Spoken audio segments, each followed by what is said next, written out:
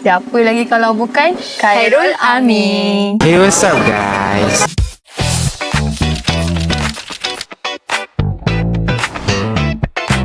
Assalamualaikum dan hai semua.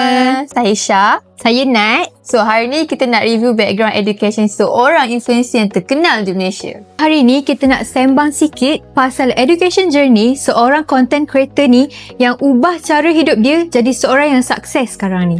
Ya, ramai nampak hasil beliau yang sekarang. Sambal viral, ada restoran sendiri lagi. Tapi part jenis beliau nak sampai ke tahap tu, tak ramai yang betul-betul faham. Jadi sebenarnya siapa content creator yang kita tengah cakap sekarang ni? Siapa lagi kalau bukan Khairul Amin. Hey, what's up guys? Boleh tak kalau Nadia ceritakan sikit background study Khairul Amin? Okay, so Syah, beliau dulu dapat 10A time SPM.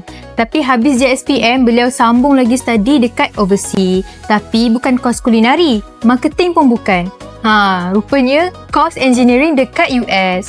Hari ni, bisnes dia jual sambal satu Malaysia dah kenal. Dan siap ada restoran sendiri lagi tau.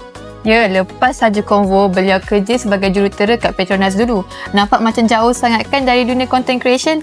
Tapi kat situlah dia belajar berdisiplin, belajar berfikir dengan teratur dan cara nak settle masalah.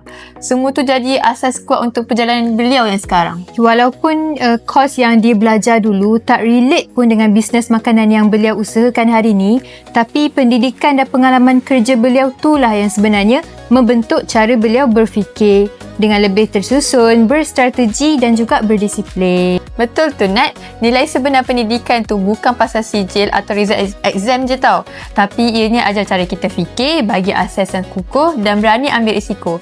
Kalau benda tu tak ada, popular pun susah nak kekal lama. Kalau suka konten-konten yang macam ni, boleh like dan share pada kawan-kawan yang lain. Kalau ada artis ataupun influencer yang nak direview, boleh komen kat bawah.